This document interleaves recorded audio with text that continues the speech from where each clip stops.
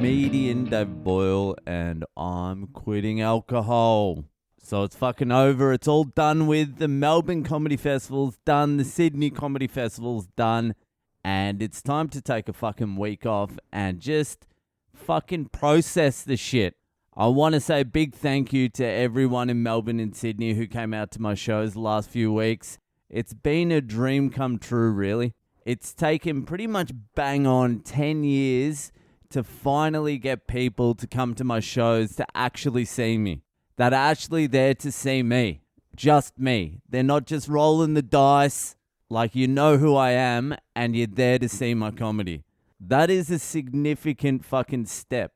I think that's probably the biggest step you'll make in your career. Going from absolute fucking obscurity to the container.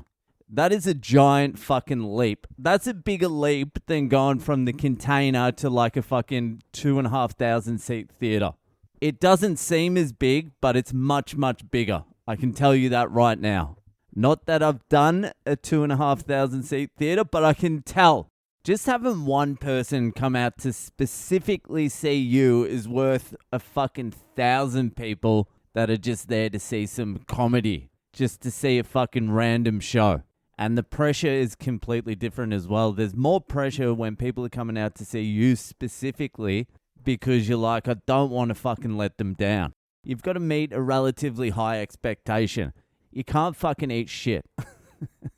You can't. That's why I was so pissed when the fucking container was like a sauna those first couple of nights. That's all I fucking needed. The venue against me as well. Anyway, getting to perform to fans was a fucking thrill. Also, that was pretty much the first time I'd legitimately done an hour show where I was carrying the whole fucking show.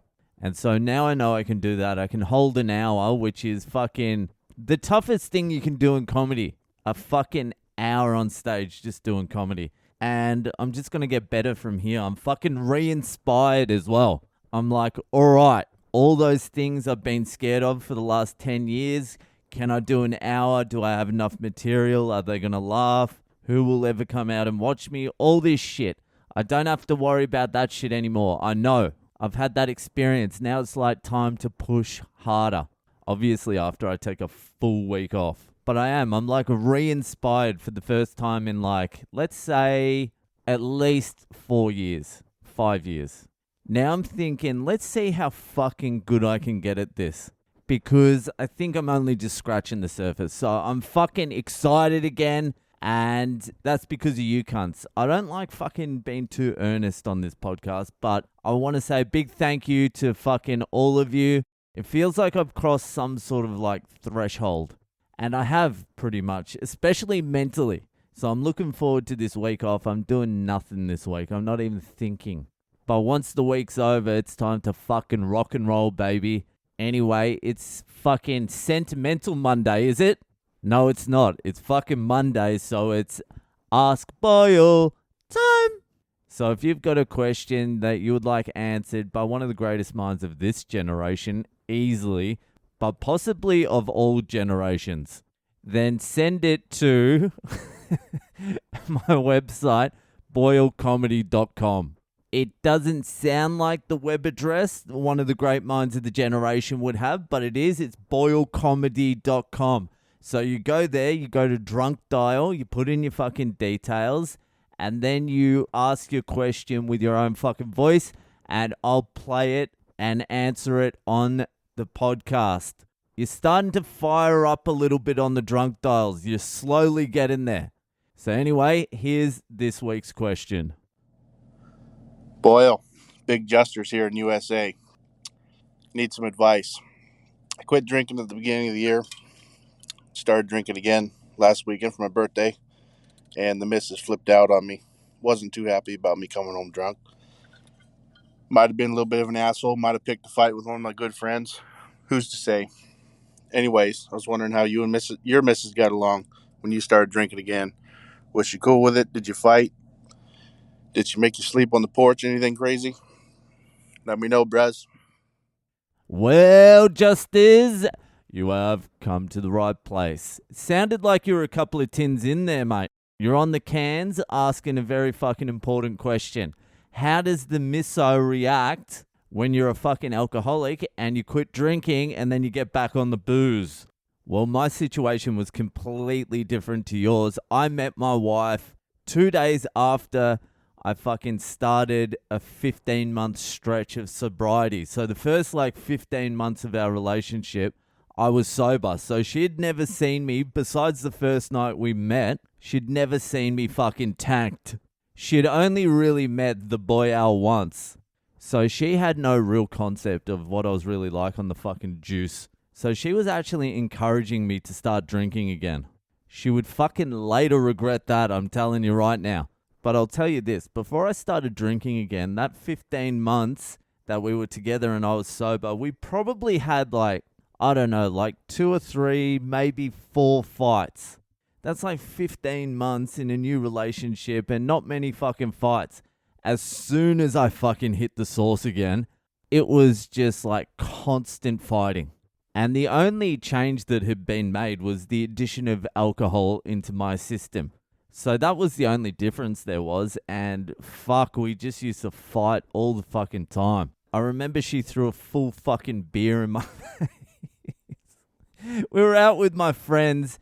I can't even remember what the fuck I was saying. Some fucking drunk shit. And she just picks up a fucking glass of beer and just empties it in my face. And I was not fucking happy. I stormed out. I can't remember what I did. I think I got even more drunk and came home late. I don't even think I cared she threw the drink in my face. It was just I had an excuse now to drink all night by myself and just fucking come home late. I was like, that was sweet. That worked out well. But the problem is, when you're boozing, you operate 100% from fucking ego. And you're very sensitive and you think you're hard done by and you fucking start fights and you just fight about petty shit that if you fucking took the booze away, it would blow over in 10 seconds. But after I started drinking again, I would periodically stop drinking for a couple of months here and there and try and get my shit together. And everything would calm down fucking immediately. And then I would start drinking again and it would just fucking start. The fights would start again. Everything. It would just be a mess again immediately. And then eventually she was just it's not even worth this cunt drinking. She did enjoy it. We would have fun together when we were drinking as well. She enjoyed it, just going out to the bar. She would have 3 drinks. I'd have 14 and then try and fight the bartender or something. But she would enjoy it while I was still around the 6, 7, 8 beer mark. After that, you just start fighting. But yeah, eventually even she was yeah, just stop drinking. And whenever I restarted drinking again, it would just follow the same fucking pattern. Eventually she was fucking just nervous that I was going to do some crazy shit while I was drunk. Embarrass her in some way, say some stupid shit, get into a fight, fucking whatever. The other thing you need to remember is when you're quitting alcohol, it's not just a sacrifice you're making as well. If you're married or if you're in a relationship or whatever, it's also a sacrifice your partner's making. So my not drinking is a sacrifice she's making as well, if you understand what I mean. So she's sacrificing a partner she can just hang out with, have a couple of drinks on the weekend, go watch a band, have a few drinks, go fucking just anywhere and have a normal, casual fucking day out. That's not in her life anymore. Well, with me anyway. She still does that with her friends and whatever. But yeah, she had to sacrifice that part of her life, which she enjoyed as well, just because I couldn't fucking sort my shit out on the booze. So yeah, when they make the sacrifice and then you start drinking again and shit hits the fan immediately, you're fucking up their sacrifice too. But yeah, man, it sounds like you're at the stage there where you're gonna fucking have to give it up completely at some point because the misso is not into it. And it's just going to be fucking constant fighting. So you're probably going to eventually have to make the decision whether you want to fucking continue boozing or you want to keep your misso, which are the questions that are constantly asked by alcoholics. What would you prefer? A family or alcohol? I'll continue with the alcohol. What would you prefer? Your job or alcohol? I'll continue with alcohol. What would you prefer? A relationship with your grandkids and your fucking children or alcohol? I'm going to choose alcohol again. And that's how alcoholics end up in a fucking room by themselves. because they just keep on choosing alcohol. Anyway, mate, I hope that fucking helps. That'll do for tonight, and I'll see you the fuck later.